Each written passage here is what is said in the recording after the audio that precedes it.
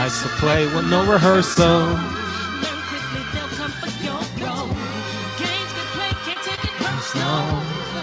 Cause the devil is a lie. I'm telling you the truth. It's all in what you do. Things you gotta do. Hey, hey, hey, hey, hey. Barbershop conversation, guys. Feel free to hit the subscribe button. Feel free to hit the subscribe button. So, first I want to say thank you to Ness, man. I truly appreciate you going down covering the champ. Without you, we wouldn't have no content on him. You understand what I'm saying? Um, and you do it for every camp. So for that, I genuinely say thank you. So make sure if you guys haven't, go support the Boxing Voice. He does this shit full time and fucking loves it. What they do, 3 shows a day, and I would love for Mike to go down with him. So yeah, man, we got to go ahead and support that channel, man, because he's giving us the content that we actually need and actually desire. So, anyways, as I jump into, and I want to talk about the tenor of Deontay Wilder, and I'm gonna try and draw a parallel through Wilder, so the common man can understand. Because I've never been a great athlete outside of high school. I was a good athlete in high school. I mean, in college, but never a great athlete, right? And I'm listening to Wilder. And oh, before I get in that, Ness, why you cut the camera off, man, on that interview with Ben Davison, man? You let that shit go. It was in their bag. I like when men fellowship among men. That's the one thing I miss about the locker room, man. You know what I mean? Talking shit and swallowing spit and trying to fuck your bitch, nigga. That's what we did. That's what we did in real life. Although I never chased down another man's bitch. Never in my life have I done that. And but as I digress back into Deontay Wilder, I remember interviewing Tyson Fury's wife. It was at the Bonaventure, and I was outside of the press room, and I saw her. Oh my God, when I say she has the grace of a saint, she has the grace of a saint. She was very honest, very candid, very rare do you get someone that honest, that close to the fighter, especially on fight week. And if just Google that on my thing, it was doing obviously Wilder Fury 1, and she had some skepticism, and she had fear that Tyson Fury would revert back to the person that he was prior to this 1 year campaign to get in shape for the Wilder fight. And as I look at Tyson Fury today, he looked about 280. Love handles was a little bit kind of, he's out of his zone. That Tyson Fury that walked into the ring, that promoted that fight, was in a zone that it's hard to get to.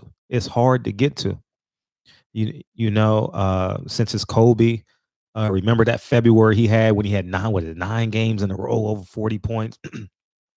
Today, Damian Lillard is going off. You know what I mean? I'm trying to think of another sport, but Deontay Wilder is in that type of zone right now. Is in that type of zone, and there's nothing you can do until you get out of it. Now that time zone has an expiration date. That zone, not time zone, that zone has an expiration date. And then hopefully your skill set and everything, which I believe Wilder has the skill set and the unorthodoxness to reign supreme to 50-0 or 51-0, his choice. But he's in a zone that every man is going to get to. And it may not be as an athlete. It may be as a man. It may be as a protector of your household. It may be as the fulfillment of knowing that you built the business from the ground up and you feel like nothing can stop you. We all will have that zone. But what we're watching in real time is Deontay Wilder is just in a space that we all desire to be in right now. And I covered Tyson Fury extensively, as you guys know, leading up to the fight. and he was in the same zone that Deontay Wilder is in. He was in that same zone. But this year, coming into America, um, doing what he wants to do in America, changing trainers, because he didn't. And my guess is Davison probably didn't want to have camp in America. Maybe Fury wanted to do it on his own recognizant. I don't know the details of it. It'll come out after the fight, I'm sure. I'm sure Ben Davison will be at the fight supporting Tyson Fury. I'm sure they still have a brotherhood there. But there's something there's something special about Deontay Wilder that I see today that I didn't see. And people may call it calmness, stillness, confidence, and the same thing and the exact emotions that I can use to describe Deontay Wilder is the exact opposite of Tyson Fury. Anxious, aggravated, you know, definitely not as talkative as he is. A lot of blurting out against random topics. It's hard for Tyson Fury to stay on topic when he does interviews. He's real twitchy, you know. So, but I was just watching that Ness interview that when he was being stretched out by Joey. Man, we gonna. This will be the first post fight party that I might attend. I've never attended anyone post fight party because I don't. But I don't think that I'm in. I don't consider myself a groupie around Deontay Wilder. I consider that dude my brother. And I can't wait to celebrate with him. Like, this is one of the moments where you're literally, and I'm thankful that I can be the bridge from Deontay Wilder to the thousands of fans that's going to watch this video. I'm never ever going to take that for granted.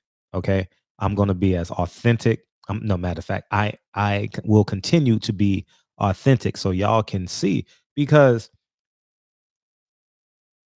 the guy that I interviewed, go back and it's not. Oh yeah, excuse me. Forgive me. Forgive that word. Omit that word. The man that I was talking to at Sam Watson's restaurant was anxious, and I'm talking about Deontay Wilder. Deontay Wilder, he and I have that conversation at some point. Maybe I'm not probably. I don't talk to him during the fight. During the fight week. You know what I mean? He already has this channel on lock. He can go let him go get pay-per-views everywhere else, because I'm gonna talk about him every day anyway. But and two, we're giving away a pay-per-view. We'll probably start it next week. We're gonna do another pay-per-view for Deontay Wilder's against Tyson Fury. I'll buy a Deontay Wilder fan the pay-per-view. Just one, maybe two. I'll decide by Monday. And um forgot where I was, but oh yeah, when I went to dinner with him, it was myself, the Watsons, Deontay, his fiance, uh, Ellie Setback was there, and it was a group of people around us. It was like a hub. We were like in this little bubble, you know what I mean? And it was a whole party going on behind us. It was it Monday Night Football or something? It was like in December, right? I think Monday Night Football was playing or something like that. And it was oh man, Denzel Washington's director that he uses on all his movies. We were all sitting at this table, and Deontay Wilder was real anxious and still revved up from the fight. Now, why that's so significant? You guys got to go back and listen to uh Ness's video and how Deontay Wilder talk about mistakes and getting rid of those mistakes, and how calm and deliberate, and how he cathartically works through mistakes that he quite possibly made in the Fury fight is very different than the conversation he and I had, because he was like, fuck. Right? You like, fuck. Oh, he was, but we're 14 months away from that fight, right? Somewhere in there, 14 months away from that fight. And the man, December 1st, is just beautiful to watch, and we're literally witnessing it, and we're witnessing the flip side of it in Tyson Fury. So I do like you said, Wilder, you don't get paid for overtime, and I'm definitely can't wait to party with you. I don't know where the party's gonna be. Oh, maybe you may not even have a. Maybe I'll see you in a food court or something. You know what I mean? I don't know, but I just want to just 50 years from now, if I make it, does that makes me 92? I think I can make it 92. 92, hanging out with my son. He'll be 52, somewhere in 537, somewhere 92 minus 37, whatever, some crooked number, right? And something 65. He'll be 65, and we'll be chilling because I'm not selling this house. We'll be chilling in this house, and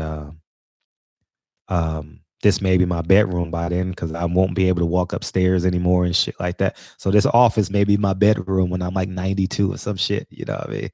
And we're going through YouTube, watching these videos of the journey of Deontay Wilder.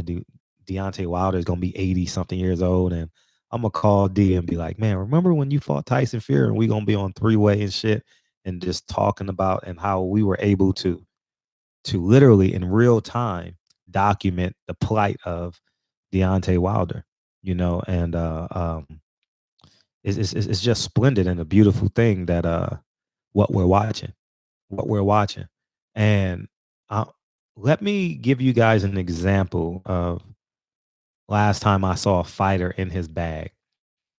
Earl Spence. I saw Earl Spence in his bag against Chris Algieri. Those three fights that surrounded Chris Algieri, I don't know in what order, but Chris Algieri and the two fights after that, I saw a man possess. Go back and watch those films. I'm trying to give you guys when you see a man in the zone for an extended period of time in boxing. Um, let's see.